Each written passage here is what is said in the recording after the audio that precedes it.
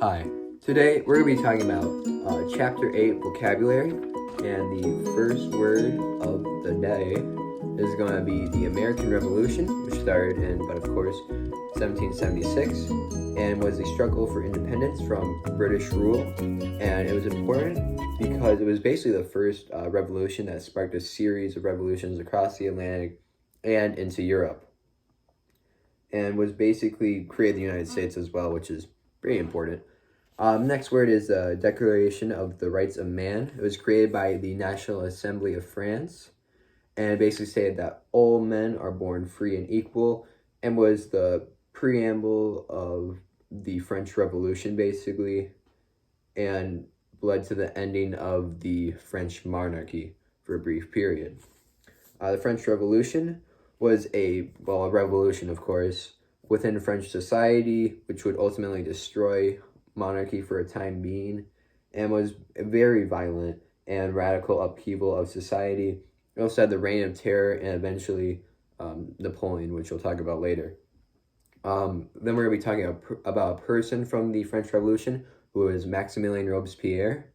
He was basically the general leader of the revolutionary government and basically led the mass guillotinings from the Reign of Terror, and would deem hundreds of thousands of French people traitors to the revolution, have them guillotined and killed. And, funnily enough, he would be killed by a guillotine for being an enemy of the revolution. Go figure. Next person is going to be Napoleon Bonaparte. You probably heard of him before. He was basically an amazing French general who became Emperor of France. So basically, you go from one monarchy to an absolute dictator during the revolution, and would briefly conquer basically most of Europe until he was defeated by basically everyone else. And he basically tamed the revolution, spread revolutionary ideas through conquest mainly, and would be defeated in like 1815 at the Battle of Waterloo or something like that. The next term is the Haitian Revolution.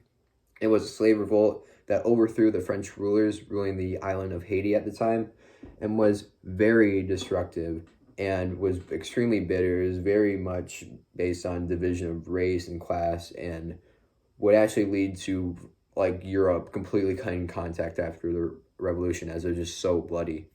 Next term is the Latin American revolutions, influenced by other revolutions. Basically, Creole elites would basically split from the Spanish and Portugal monarchies to form their own countries. This was mainly sparked, though, by Napoleon's invasion of Spain and France, and basically claiming himself as the Spanish monarchy, and they didn't like that too much. And it kind of it gave the Creoles a free opportunity to just leave the empire entirely. Next term is a person from the Latin American Revolution, Hidalgo Morelos Rebellion. And it was basically two priests who led a revolt initially over like food and stuff, and they'd basically rampage through like Mexico, I'm pretty sure. Yeah. But they'd eventually be crushed.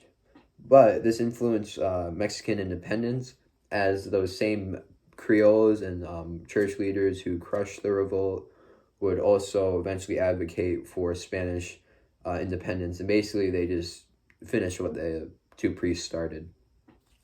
Next term is Tupac Amaru, and he was a man who led a failed rebellion in basically Inca, what originally used to be Inca territory in like Peru, I'm pretty sure. And he basically reminded elites how violent and out of hand revolutions could get if not taken like slowly and not controlled by the Creoles, basically. And mainly due to like the tension with like racial shit and that. Next term is going to be the Great Jamaican Revolt, and was a massive slave rebellion, and was eventually harshly crushed, and would basically influence the abolition of slavery.